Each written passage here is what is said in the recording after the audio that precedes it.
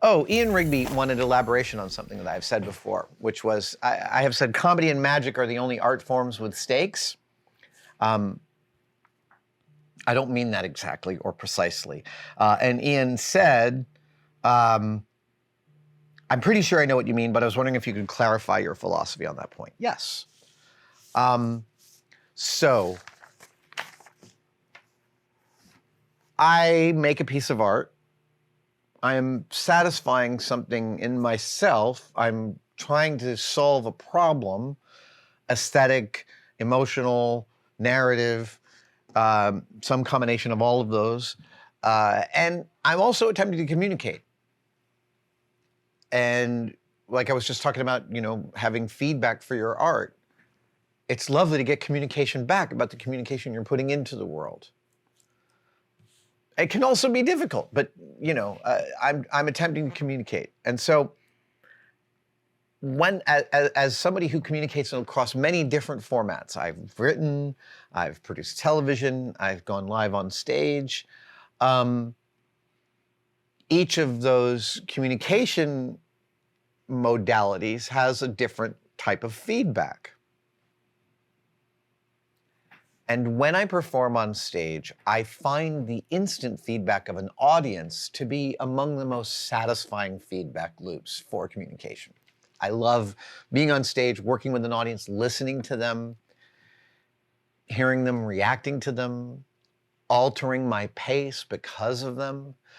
Hearing the audience is so important to me that my favorite halls around the country are the ones in which I can hear the audience the best. And the best of all the halls around the United States is the interior Austin City Limits venue, which I think seats over 3,000, but like nobody's more than 60 feet from you. And they're stacked up and it just feels like everyone's in your pocket.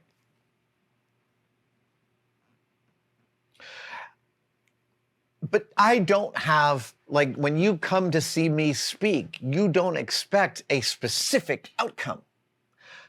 You just think, oh, hopefully Adam will say some interesting stuff or it'll make me laugh. But I'm cool. And I've had evenings where I told emotional stories all night. I've had other evenings where I had the audience rolling in the aisles telling funny stories all night. But my output is such that the expectations are sort of variegated. But if you're a magician, someone is coming to your show expecting to be fooled. They want wonder. They want, what is that? They want that feeling, that unmoored, what? That's not possible. They want that affect. They want the effect to give them that affect. They want surprise.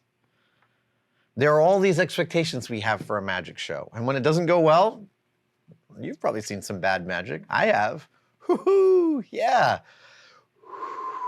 You're like, I've been in a room when a good magician makes a bad mistake and it's not pretty, it's not fun. Same thing with a comedian. You go to Cobb's, man, and you stand on the stage at Cobb's and that audience is there like, you better make us laugh. A comedy crowd is something wholly different, man. So they are not the only mediums with stakes, but I am jealous that comedy and magic both have stakes in the room. And those are unmistakable. You've either created surprise or not. David Mamet, playwright, filmmaker, early in his career wrote some books. The two that I remember the titles of are Some Freaks and Writing in Restaurants. These are both excellent books of essays by a really impressive mind. And at one point in one of the books, he talks about the fact that you can totally, in theater, in the frame of theater, you can absolutely blackmail a theater audience into a standing ovation. You can go through some mechanical stuff and get your standing ovation. I've seen it done. It is totally doable. You cannot engineer the audience to gasp. And what he means by that is you can get an unearned standing ovation. You cannot get an unearned gasp. You can get You can get an unearned giggle, but you can't get an unearned laugh. And that's what I mean by those two mediums having stakes in the room. And I really think my wife and I are constantly watching comedians do amazing work in film and television as actors. And I really think it's because in order to get good at performing comedy on a stage, you have to have gotten over so much of your own garbage to be that vessel for the joke, to play that room where it is. That's the other thing, is that you can't go into a room and do the same thing every time and expect it to work the same every time. That is also like a high wire act, especially with magic and also with comedy. Different jokes are going to work in different places. Louis C.K., oh my God. Anyway, no, I'm not going to tell that story. But look, I think that the rigor that both high-level magic performance and high-level comedic performance require speak to an incredible level of artisanship. And I, having done a lot of stage work, really appreciate what I've learned from those mediums. John Reynolds asks, how do you fight go fever? I will get determined on getting a project done and will make hasty decisions or do something in a hurry, and 3 steps later, the project is wrecked. How do you make yourself step back from the urge to be finished? Dude. I am a work in progress. I am a learning computer. I deal with this almost daily. I'll be moving past the shop. I'll grab something because it's got to go in that drawer over there. And then I'll realize I've got to measure something, and I'll be like, oh, okay, wait, let me grab the measuring tape. And then I'll start to measure without letting go of the stuff in my hand. That's how crazy I get.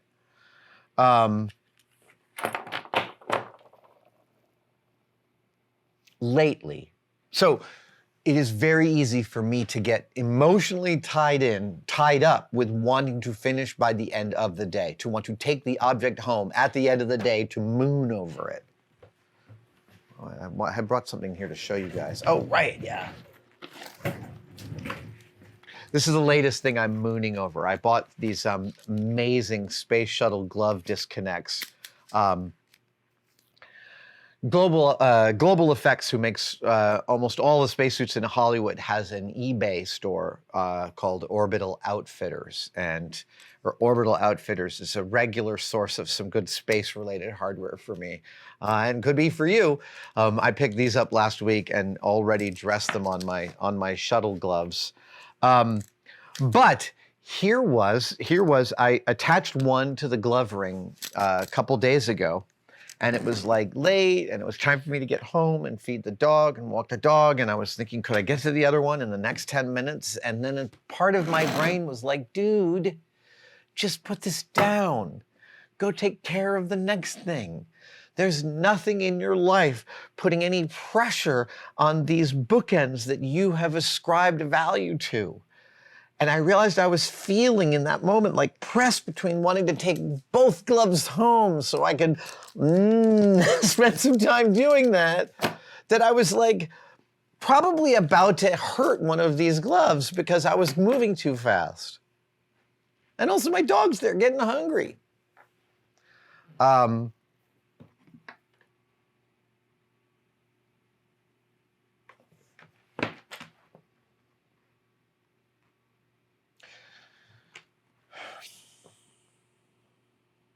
There's a part of me that feels like,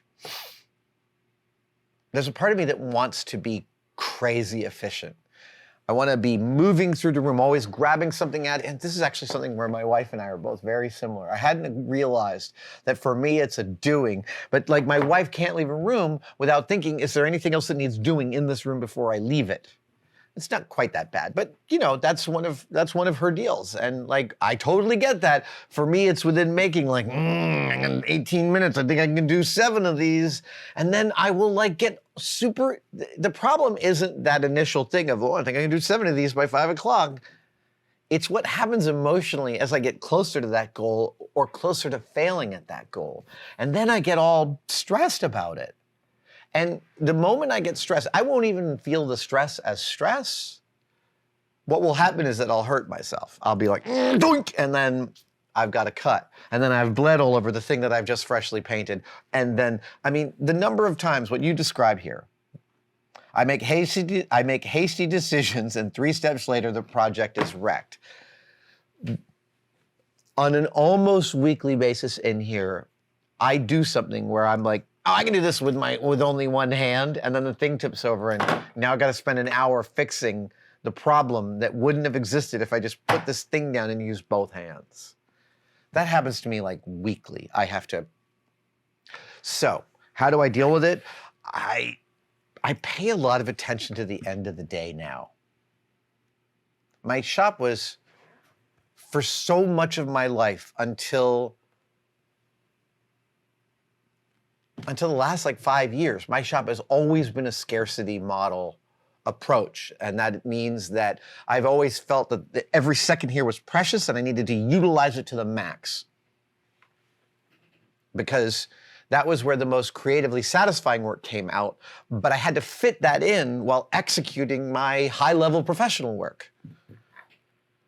And it's still, I think that me not wanting to let go of this thing while holding this and thinking I can do it all at once is still, I think, my body trying to maximize that scarcity model that sits in my head about what it's like to be here.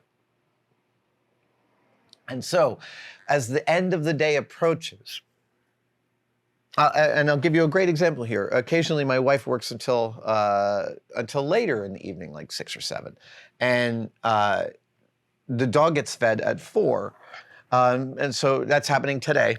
So I'll head home at 4 to give Mags a walk and to feed her, but then I may come back here, but I also may not. And that's brand new in my life, about like not trying to maximize every single freaking second.